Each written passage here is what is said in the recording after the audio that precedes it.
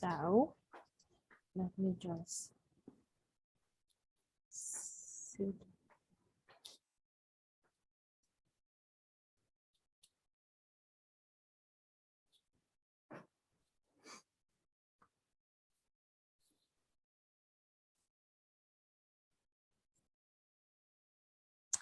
I can't see us on Facebook.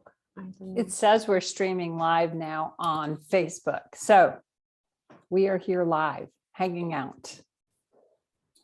Hanging out. I can't see it streaming in the group, so I'm just gonna. I'm getting a big red notification from Facebook that says we're here. Okay, fabulous. I'm getting a big red notification from Facebook that says we're here. Ooh, that's when it does that double thing. Fabulous. I'm getting a big red notification from Facebook that says we're here. Ooh, that's when it does that double thing. Fabulous. I'm getting a big red notification from Facebook that says we're here. Okay. Ooh, that's when.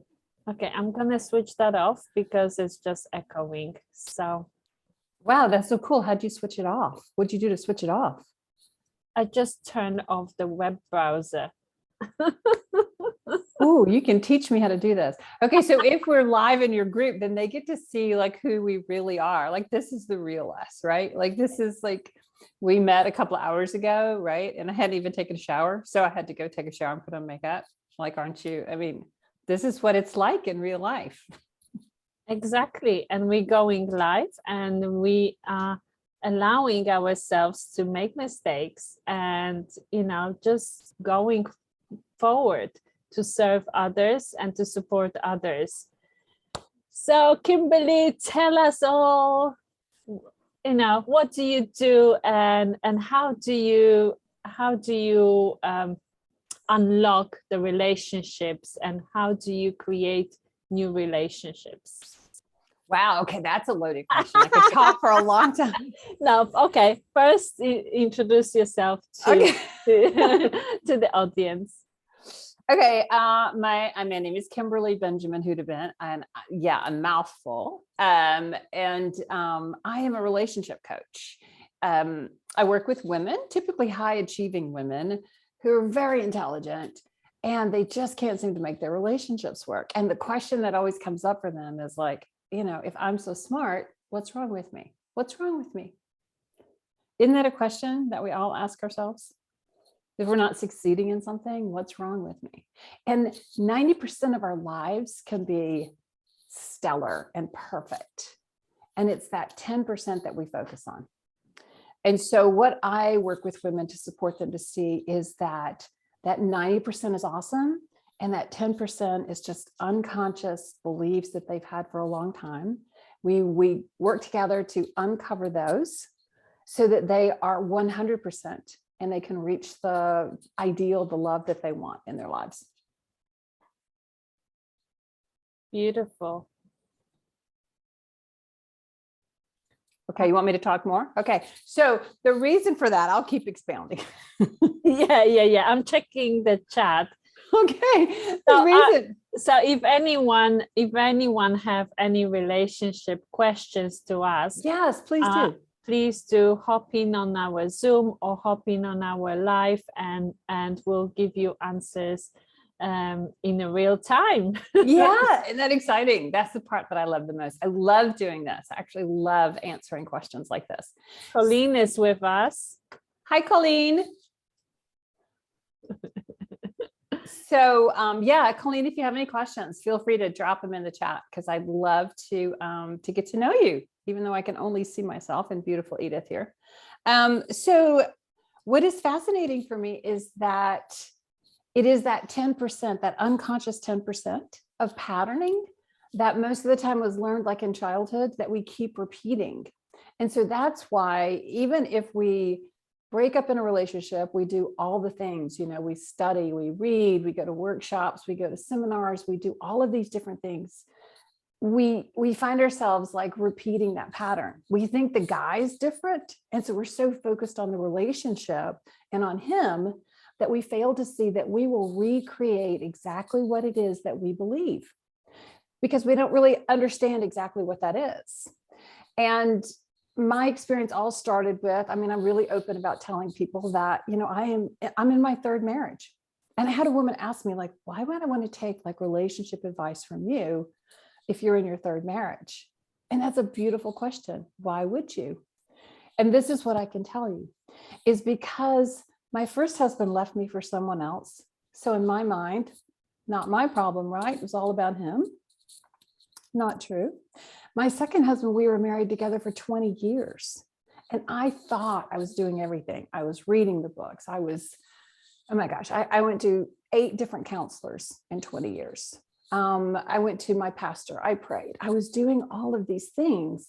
But the missing piece was I didn't have someone there to reflect back to me. I didn't have a mentor to show me what I kept doing, what I kept repeating based on what I discovered was like my own unconscious beliefs that either I wasn't enough, so I was compensating, and so I came across as needy. So there was this energy there that I didn't understand, but it was what I knew from childhood. And that's what I've discovered that we have a tendency to do. We revert back to those things that are familiar to us. And what happens when we do that? Then we start to think, well, no matter what I do, I can't win. No matter what I do, I can't get it right. No matter what I do, it doesn't work. And so we just have a tendency to repeat the pattern. Yeah, and the pattern keeps on, as a pattern, you keep on repeating no matter what relationship you are in. Right. Whether it's a romantic relationship or relationship with your customer or with your children, it's always going to happen over and over until we do something about it. Right, exactly. We were talking about that earlier because this same principle applies to business. It applies to whether we are struggling with money, because the way that we do one thing is basically the way we do everything, because it's based on this unconscious belief that we have. So we have, you and I were talking, we have, there different authors call it different things. Gay Hendricks in The Big Leap calls it the glass ceiling. Another book by Amanda Frances, she talks about it being the cap. We have a certain level that we're comfortable with. We're comfortable with receiving a certain amount of money, or we're comfortable with being at a certain level in a business, or we're comfortable with a certain degree of love in a relationship. And even if it gets better, we unconsciously will bring it back to that place of comfort. We will self-sabotage. So all of the women that I work with, all the women that I talk to are like, why do I keep repeating the same mistakes? What's wrong with me? And what I want to tell you is there's absolutely nothing wrong with you. There's nothing wrong with you. And these things are really so fixable. And that's what I get really excited about, is because when we begin to see that, it begins to spell out into everything. So for example, if you're very successful in business, or you're very good at making money, but there'll be an area in your life, love, relationships, where you're just sure you can't break through that. And that is going to come back to that belief.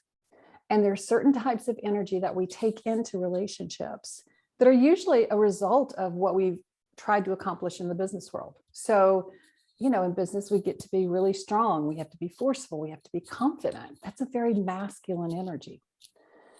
And no matter how we dress it up, we have a tendency to bring that energy into a relationship. Or if we're fearful because of past experiences, we're going to bring a guardedness into our relationships. And we aren't aware of it. We don't see it.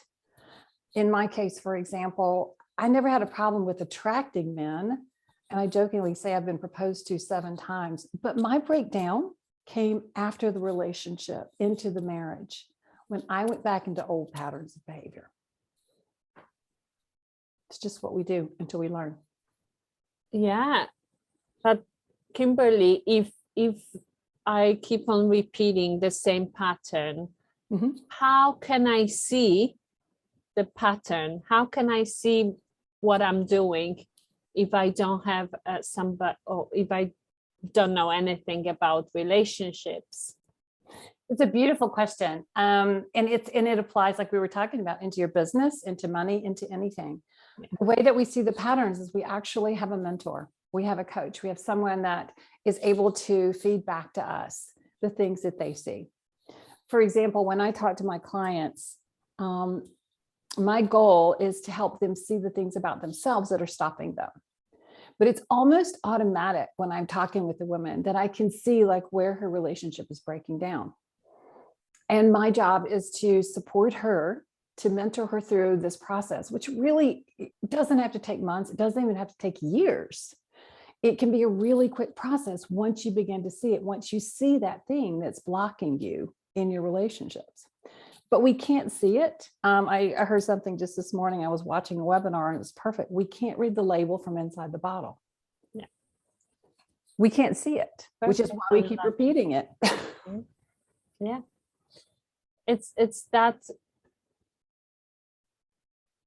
way at looking at yourself, or you've got to look inside first, inside you, in order to discover what's stopping you from creating what you want in life. The thing that's challenging, I feel like, is that we believe that we're looking inside of ourselves, right? So we do one of two things. Like I said, we either read a lot of books, we go to classes or webinars. And what we don't understand is that we're absorbing information and it's intellectually staying with us, but we're not really putting it into practice. We're not taking the steps or creating the action that will begin to shift the patterns. Another thing that we might do is we might go to therapy, and therapy is wonderful. It's great for awareness, and it's great to understand what happened in your past, because that's how you begin to put the pieces together to understand what your beliefs are that are stopping you. The problem is that therapy doesn't go any further than that. So it's like you have this awareness, but then what do you do with it? Another thing we may do is we may just decide that it's not worth it. We just give up. And then we go into convincing ourselves that it wasn't really what we wanted, and we have a good life, and maybe this is as good as it gets. And we go into this like resigned place, which isn't acceptance, it's just a giving up, because we feel like we've done everything we can. I will personally always have a coach in my life since I started studying coaching back in 2010, actually, because every time I've taken a time off, I discover after a couple of months that I'll bump into things. Now I self-coach every day, because it's a practice. But, like we were talking about today, we never get there. We're never finished. We're never complete. We just peel back another layer. What we learn to do is we learn to become so acutely aware of things that we can shift really quickly. So we don't spend time like going down into a spiral. We begin to recognize it. And now we have the tools, because you need the tools to be able to make that shift. Yeah, amazing. Oh my goodness, I'm so excited about asking you more questions to dig deeper. But if anyone is watching, if you have any relationship questions, any burning questions, please do not hesitate to just hop in and ask us anything. We have amazing expert here, and she is going to give you that golden nugget. I'm looking around. Thank you for that. That was great. I did, guys, just so you know, I didn't pay Edith a dime to say all this. Oh, yes. She pays me in gratitude. That's easy. Because speaking of amazing, look at what you've achieved in the past year. Look at your business. So excited for what you're creating, for the magazine that you're creating. Thank you, Kimberly. Thank you so much. I really appreciate you and everything that you do, and everything that you do and support others. So you do support me and help me get out of my comfort zone, and you inspire so many women, and you have a real drive to help those who are suffering, those who don't know how to figure out the way to create relationships, whether it's with their children. Where you've helped me tremendously with my my eldest son, and our relationship have improved dramatically. Yay! So I appreciate that, everything that you have supported me with.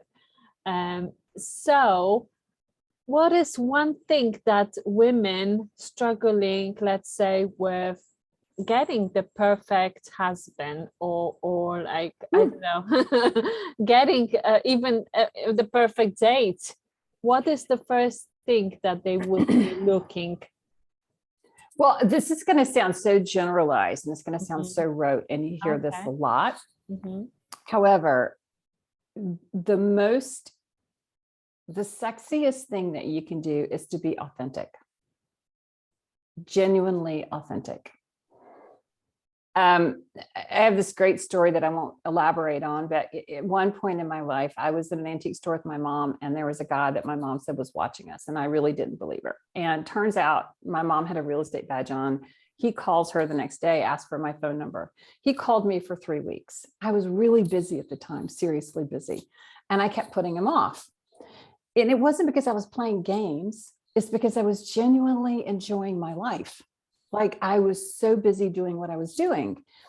Finally, he said, okay, I know you're busy, but you have to eat. So let's have a pizza. And I said, okay, fine. He said, okay, I know you're busy, but you have to eat. No, it's okay. This is real life, girls. Like, things happen. Okay. Like, there's nothing glamorous about like everyday stuff. We got tech issues. Anyway, long story short, I said, where do you want me to meet you? And he said, no, I want to pick you up. And I was like, great. So now you want me to clean my apartment too, so you can pick me up. This wasn't me being bitchy or nasty. This was seriously me and my life really enjoying my life. Now, the reason I'm telling this story is because after this enamored relationship where he pursued me for like months, something happened. I went, okay, great. This relationship is going to happen. I made a mental switch that I was unaware of. I thought I was letting my guard down. I thought I was becoming authentic in the relationship. The truth was, I turned into someone who was suddenly more interested in what was going on in his life. So I became a pleaser. Okay. It was almost like that fear in me. Once I decided this relationship is going to work, I might actually fall for this guy. I suddenly became insecure. I suddenly quit being myself and became accommodating and considerate. And I thought about him all the time. And I thought about, I started changing my plans. I started changing my life. Guess what happened? After about 6 months of him proposing, literally thanking my mother for giving birth to me, he decided that he wasn't ready to go down the aisle. I was devastated. So guess what I told myself? I told myself I can't be myself or the relationship will end. Nothing. It was a lie. It was a lie. It was just that little voice in my head that was wounded and afraid. Because the truth was, he wanted me when I was being myself. What he didn't want was when I became that insecure person that put more emphasis on him and our relationship, then I was being needy. That's a big turnoff. And that's what we do as women. We think about like, okay, does he know that I love him? Does he know that I care? Am I taking care of him? Am I doing these things? What happens when we're being authentically ourselves, generously from a loving place, where we're not denying ourselves, where we're not focusing all of our attention on him, trying to figure out, did I say the wrong thing? Did I wear the wrong thing? It is amazing how that creates the relationship that we want. So when we're being ourselves, we don't put up with things that are not loving, that are not kind, that are not worthy. We don't go into 90% of our time wondering, like, what did I do wrong? Why isn't he texting me? Why isn't he responding? It all comes back to what we believe about ourselves. And that is true in any relationship. You mentioned your son.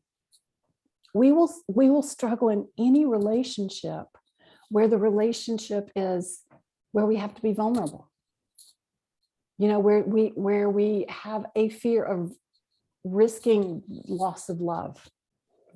That can be our children, that can be our parents, that can be our siblings, that can be our friends. And it all comes back to, what are we believing about ourselves? What are we believing about ourselves? So I know that was a long answer to your question, but really, truly, the best thing that any of us can do is to truly get in touch with the amazing qualities that we have, our uniqueness, our specialness, the gifts that we bring, not from an egocentric place, but from a truly honest place. When we're honest like that, then we can also see the things that we get to work on, the things that we get to improve, but not from a place of beating ourselves up or thinking that if someone doesn't want us, then that says something about us. So authentically loving yourself. Yeah, that's what I'm hearing. I'm hearing the key to successful relationship is to have an authentic relationship, or being authentic, and being authentic with yourself, and being honest with yourself about your feelings, your emotions, and being open to receiving as well. Exactly. Being open to receiving. I'm so glad you said that, because when we're not feeling confident, and for example, he pays us a compliment, what do you do? Exactly. It's okay. Yeah. Like you just said, that's amazing expert we have. And I was like, where's that amazing? But and I was joking. Yeah. But, if I'm amazing and if I'm an expert, it is because I dove into studying like what happened after my second divorce. Because guess what? I was the common denominator. So I went into figuring out like, what is it? How is it I'm showing up? What is it I'm doing? And, I discovered like it was patterning that I learned from my childhood. I mean, a large percentage of why I do what I do is that my mom actually believed that my stepfather was responsible for her happiness. And she felt powerless.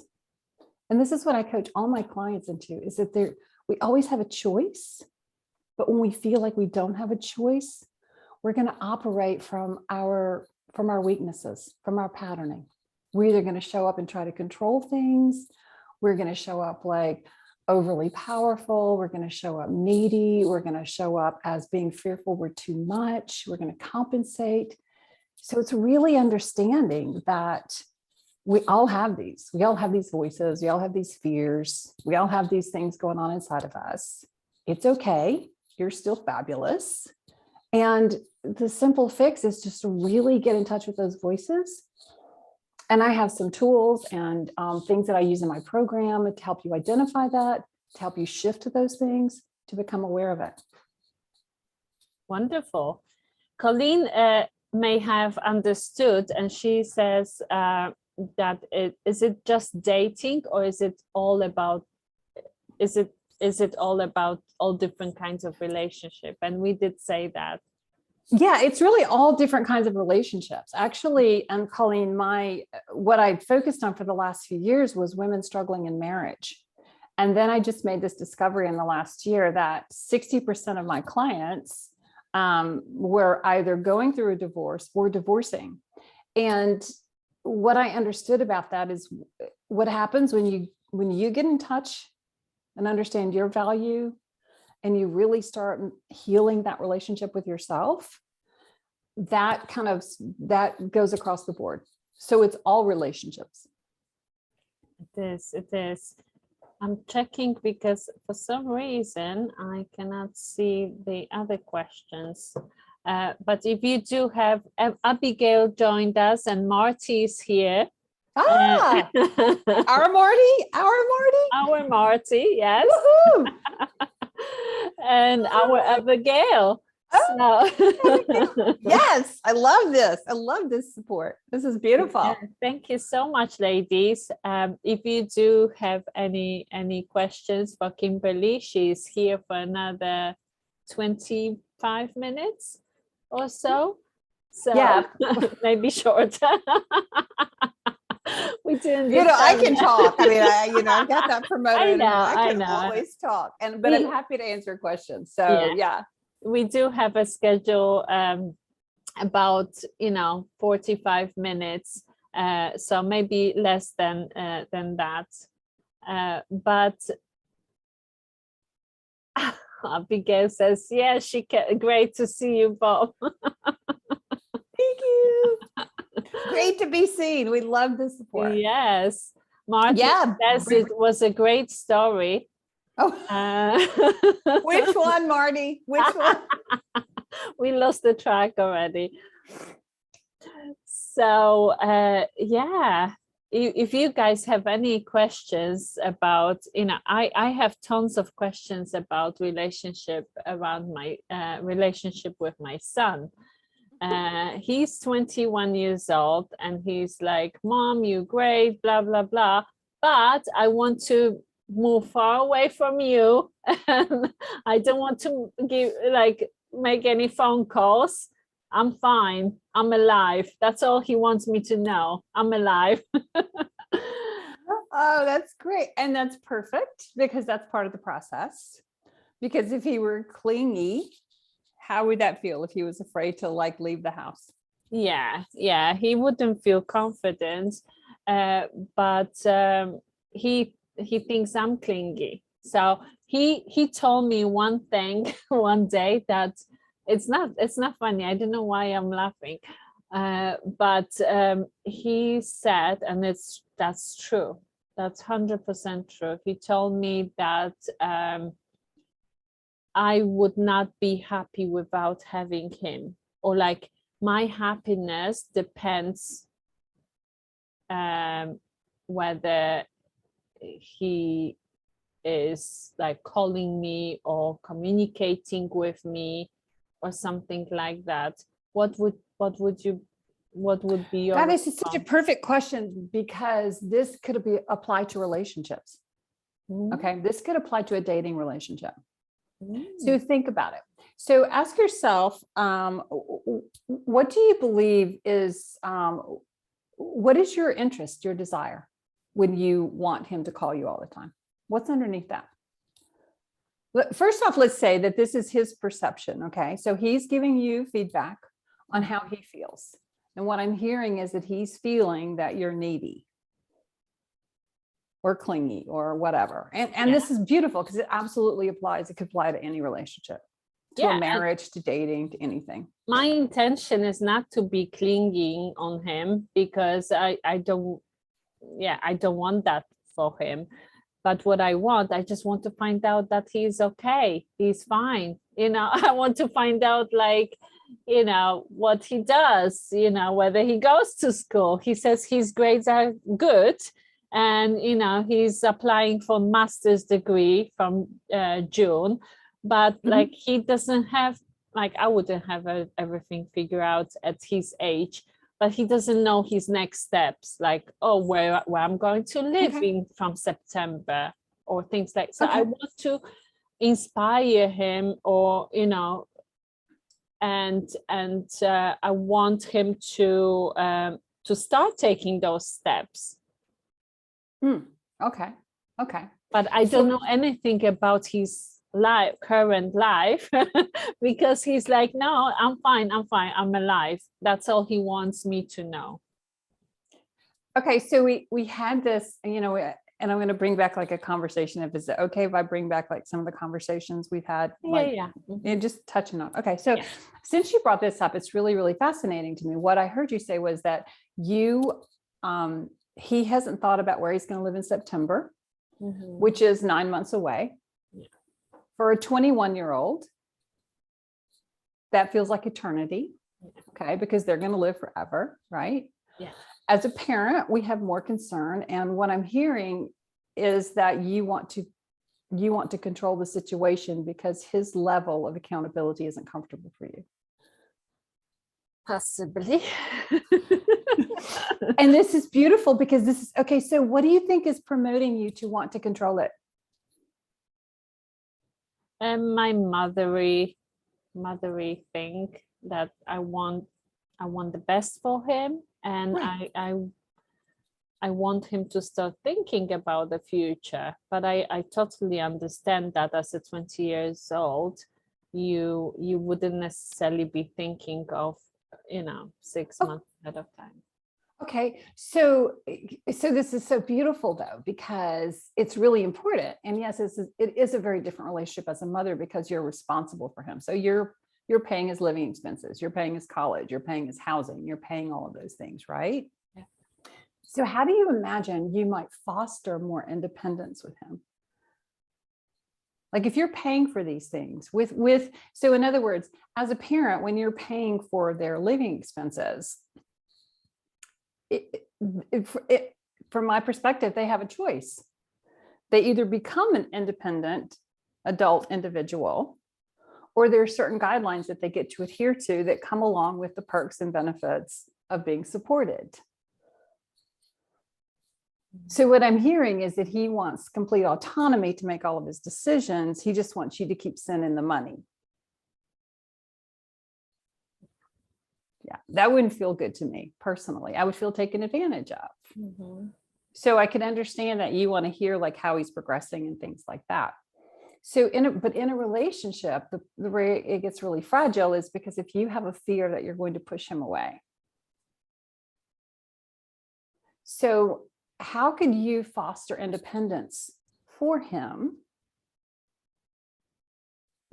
and make it really clear like what your expectations are as a mother? Like, I don't know if that question is landing with you or not, but in other words, he wants his cake and eat it too.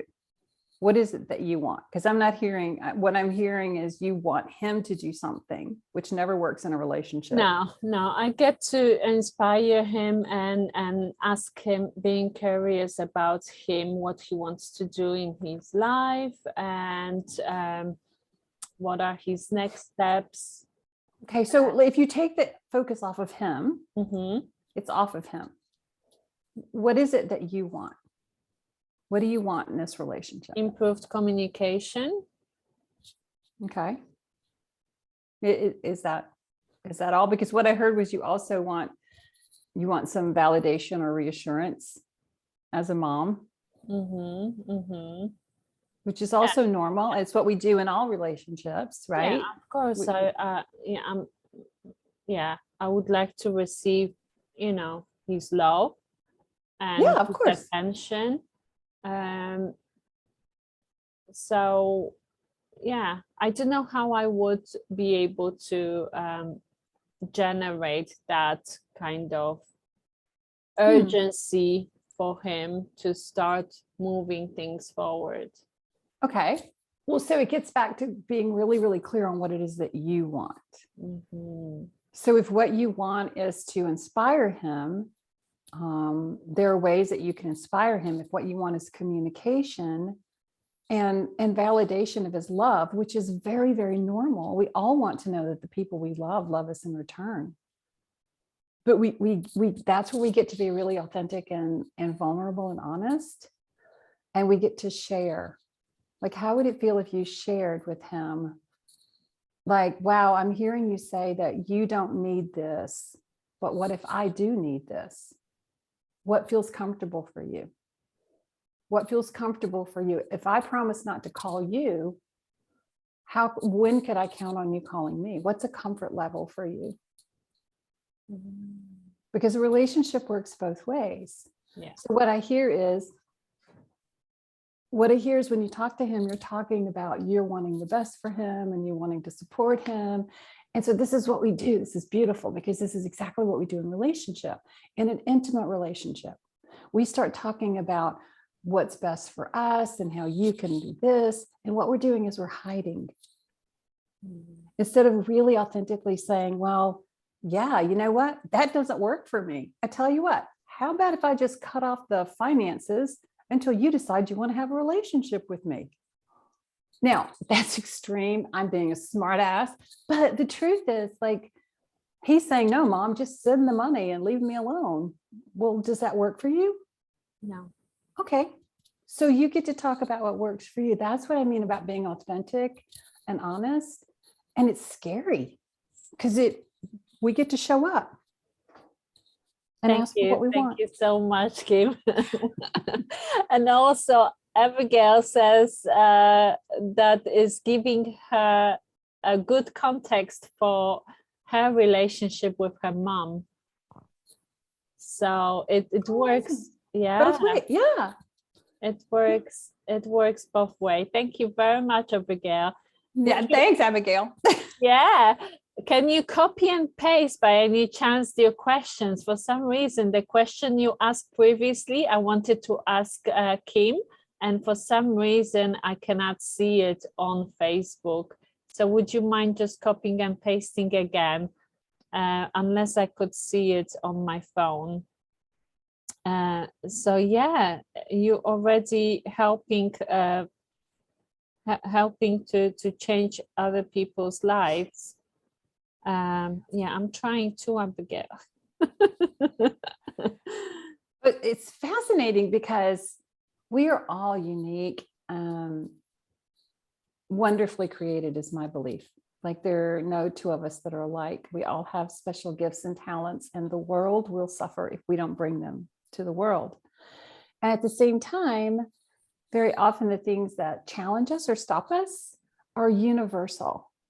So when we're talking about a relationship, that's why I said that this is a perfect opportunity to look at like relationships, intimate relationships, dating relationships, marital relationships, is to ask ourselves, like, are we hiding? Are we being authentic? Are we asking for what we need? Are we accepting, hearing what the other person needs? Are we doing that from a loving place? Are we open-hearted to hearing that what we want and what they want may not always be the same thing?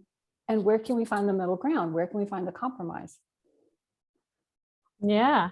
So Abigail said she would love some feedback, support. She has reservations in putting herself out there to date, primarily because I will just read it, primarily because I go all in with connections like that in this area. So I love some support in this. So she's just going full in, and just like me. Yeah, I just like me, Abigail. And I absolutely love that. So my question would be, what are you telling yourself when you're dating? In other words, what I just heard in your question was, I'm afraid to do this because this is what I do. I go all in. And my thought would be, do you go all in visualizing the possibility of the relationship? Do you go all in being who you are, authentically showing up in who you are? Or is all in all about all in future possibility about your relationship? If you could clarify that for me. I'm going to get hurt, and that I just have to get over it. What I've been telling myself. So I'm going to guess that probably, and again, just like me, that there's a little bit of armor that you have up. So when you're going into a relationship, you're already telling yourself that you're going to get hurt. So you're pulling back. So what happens when we're doing that is we're collecting evidence of why we're going to get hurt, which usually comes back to us feeling like either we're not enough or we're too much, or because, like when Edith and I were talking, because we can't control what the other person does, we feel insecure. So we become needy. We want to know, we want confirmation. We want him to constantly tell us these things. And the fascinating thing is that when we get to that place where we're telling ourselves these things, and that's how we show up, he begins to tell us those things. Let me see if this supports. I give my clients this exercise where I ask them to imagine their ideal partner. And I ask them a series of questions that would be like, my ideal partner always does blah, blah, blah. My ideal partner supports me in blah, blah, blah. My ideal partner shows up for me in blah, blah, blah. My ideal partner doesn't blah, blah, blah. And so it's whatever feeling or desire you want to have in your ideal relationship. And you fill these questions out. And I'd be happy to send this to you. I can afterwards. After you fill it out with what you want from your ideal partner, you cross ideal partner out and you go, I always blah, blah, blah for myself. I show up, blah, blah, blah for myself. What I've discovered in working with my clients, and this is an exercise that I do too, is that what I'm looking for is external validation from the other person to give me these things because I don't really believe them about myself. So what I work with women to support them to see is that shield that we're carrying, that historical relationship wounding, we're taking in as an expectation into all of our relationships. So we're creating the exact thing we're afraid of. And it's what we all do. It's the reason I'm on my third marriage, because it's what I did in both of my marriages. I was great until we settled into marriage. And then something flipped. And that was really challenging for me to see that patterning. But that's exactly, it's the same thing you're talking about. You're just doing it a little bit earlier than I did. So that's why I can support you in totally sharing that. It is what you're believing about yourself. Has nothing to do with him. And I am going to bet that when you show up as your sexy, authentic self, knowing that you're all that in a bag of chips, he's going to show up that way too. And if he's not showing up that way, you're going to understand, like, next. I hope this supports Abigail. It's just amazing. Oh, Elif is with us as well. Hi, Elif. Talking all about relationships, whether it's a mother-daughter, mother-son, husband. Mother-husband. Mother-husband, that's a little bit of, maybe mother-in-law and a husband, can have, we hear a lot of stories with mother-in-laws. Yes, we do. We hear a lot of stories with mother-in-laws. Yeah. So all about relationships, and it's also relationship with your customers and relationship with your children, and it's life is all about relationship. Yes, exactly. I'm so glad you said that. And yes, Abigail, please let me know if that was supportive. If you have other questions, She just says, thank you so much. It supports her and she's thanking. Yes.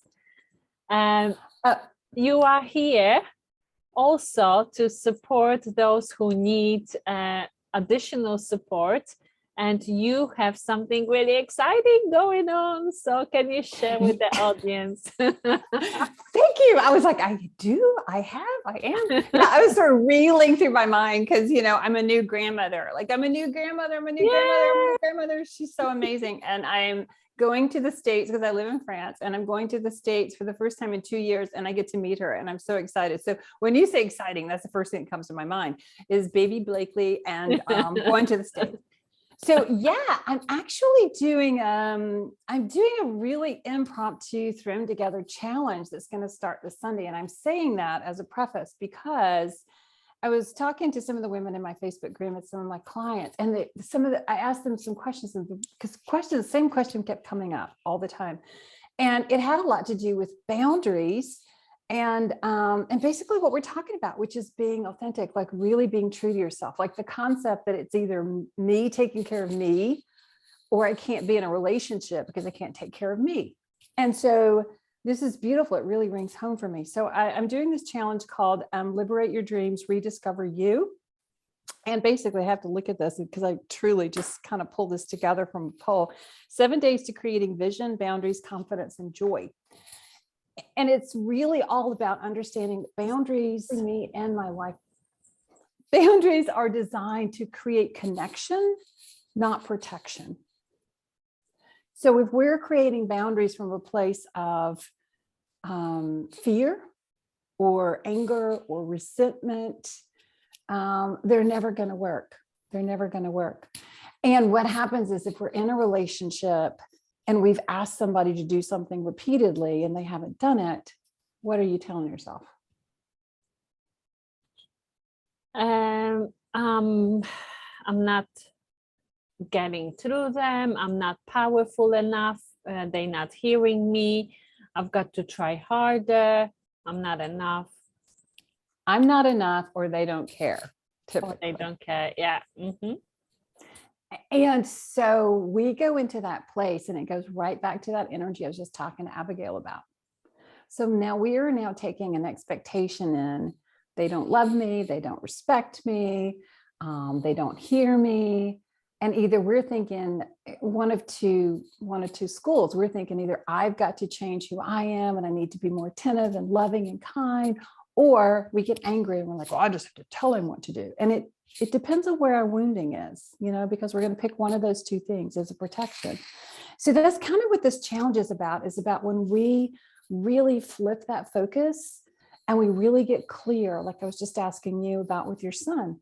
What is your vision for your relationship with your son? What is it you want from this relationship? We don't stop to ask that question. We just say, well, I want him to do so-and-so. And you can always tell, because when I ask that question, the women I'm talking to will usually automatically start talking about him, their partner, or the relationship. It's like it's like, what do you want? Well, I want him to do so-and-so. No. What do you want? How do you want to feel?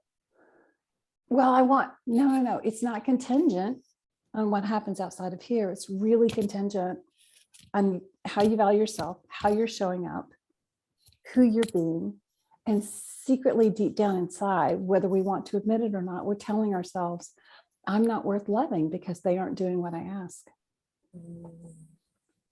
So that's what this challenge is all about, is really reconnecting to your vision, your passions, really having fun again.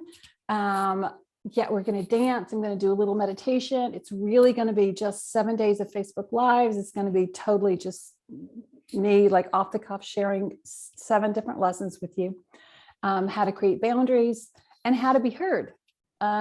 What we are saying and what he hears are usually different things. Likewise, what he's saying and what we hear are usually different things.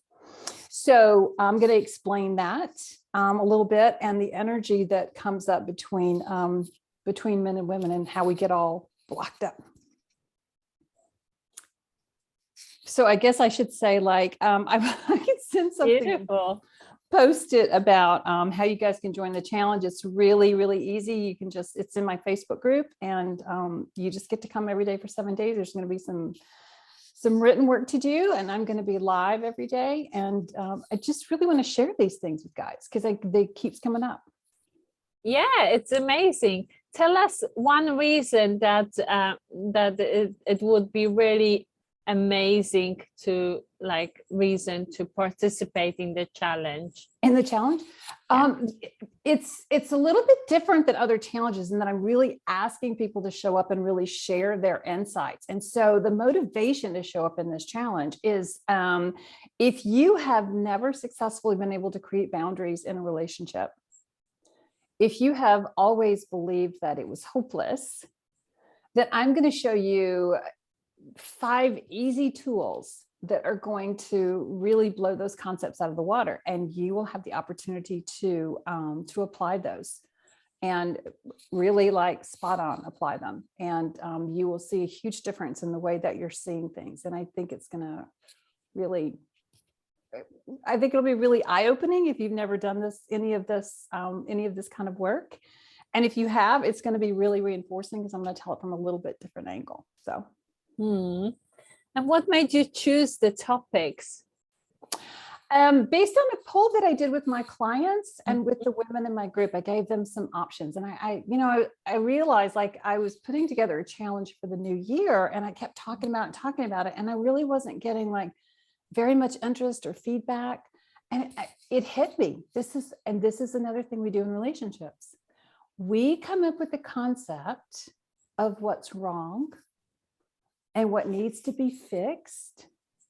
And we set about doing that, which just further blocks the communication. So I got down to using my own tactics and went, hey, what are you guys really struggling with? What's really going on in your relationships? And this was the feedback I got, that they really needed some clarity about their vision and dreams and connecting back to that. And that they really wanted to get into some of the hard stuff, setting boundaries, asking for what they wanted. Yeah, it's so easy just to ask people, and they will tell you what they need. and what they're struggling with. So amazing. Yeah, with our clients, they're much better. With the women in our group, they're much better. The feedback I get is like, I ask my husband all the time. I ask my partner all the time, and he just doesn't want to talk. And it comes back to how we're asking and what our expectations are. Like we were just talking with your son. When you're asking the question, when we're asking the question, that's what we're going to talk about, I think, on day 5. What we say and what he hears is different. Mm-hmm. Because what we're saying isn't always exactly what we want. It's the way that women learn to talk, where we incorporate, well, if we did this, or I have an idea that we can do this, or this would be good for us, or this would be good for you. And what we're really doing is we're really hiding. Yeah, I've recently heard something around that there are 7 different ways to communicate. So the way we say it, how other people's are hearing us, what we really want to say, what we don't want. I don't know how many, but I don't know the variations, but I know that there are 7 different ways that one sentence can be expressed or received. Yeah. We can try that out right this second. Okay, so here's the thing, and this is what I support and mentor and coach my clients to do. What is your energy when you are asking for what you want? Which comes back to, what are you believing? It's like the question I ask Abigail. When you're entering into a relationship, what are you believing as you enter into this relationship? Because that's the energy you take into the question. So for example, I could say, hey, Edith, what are you doing this afternoon? I have a couple of meetings. That's about it. Yeah. Or I could say, Edith, what are you doing this afternoon? I'm busy. I mean, it really depends on what we're expecting to get back. Yeah. So the way we communicate is based on what we're expecting that person to say to us. And we have a preconceived idea of what we're going to get back. And that's how we're showing up when we ask the question. So we can use the same exact words and it won't matter. What matters is what we're telling ourselves while we're communicating. And if we're being honest with ourselves about what we really want. Because we may get an answer. We may ask our husband saying, well, what are you doing this afternoon? He may tell us. What we really want to ask him is, could you support me on this? But we aren't saying that. No. We're stepping around to see if he's busy or has plans so we can present it better. And the thing is, he knows that. No hiding. He knows we're fishing. Yeah. So you see, if we just showed him and said, I really have this thing and I don't know how to do it. And I can be amenable to your schedule, but is it possible for you to help me this afternoon? Or I'm really in a bind, totally messed up, promise something I can't deliver. I can't do it without you. Is it possible for you to help me? And then we have to be willing to hear the answer. Yeah. Because just because we ask doesn't mean it's an automatic yes. Not at all. Not at all. Abigail has another question, whether it's a question or let me just read it. I love to create a better understanding of what I get to step into to create those things that I want. And it's often tricky to connect what I get to do to those results in a way that is clear and enjoyable. Can you tell I'm a promoter? Yes, I love you, Abigail. Can you tell I'm a promoter? Yeah, I would love to borrow some promoter energy. You have some promoter, girlfriend. You have lots of promoter. So I'm not sure completely. You would like support in understanding who you get to be to step into what you want to create. Yeah, because it's tricky to connect what I get to do. Okay. To get those results in a way that is clear and enjoyable. So it's so fascinating to me because as promoters, and you are a promoter, I totally hear it, Abigail. Yeah. We're completely enrolling. Fun. Yeah, we're completely enrolling. We can get people to do anything. Okay. The question is, are we getting them to really do the things that we want to do? So I would ask you, like, what is it you want from the exchange? What is it you want from the exchange? Because literally that energy, if you're thinking like, wow, this is going to be great, and I know that I'm all that in a bag of chips, and I am just going to show up in the places, or I'm going to go online and I'm going to put myself out there as who I authentically am.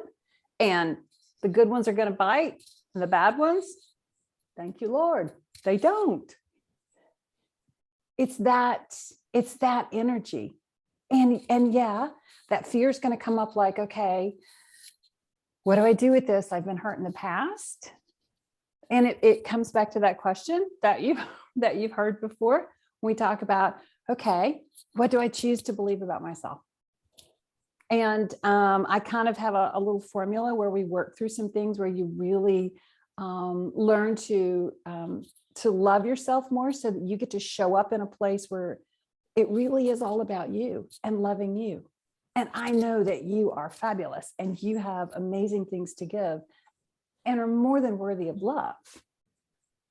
So if someone shows up and they're not giving that back to you, then next. Like, seriously, that attitude, like, okay, I got a sunset to watch. Sorry, it's not you. Really? And I know you've got that energy. That's promoter energy. So, oops, there's something exciting happening over here. Bye-bye. You know, and I'm being playful about it. I do have a process that I kind of take clients through, and I would love to, give you some information and support you on that, truly. And yeah, and by all means, join the challenge. We're going to talk about some things like that. Yeah.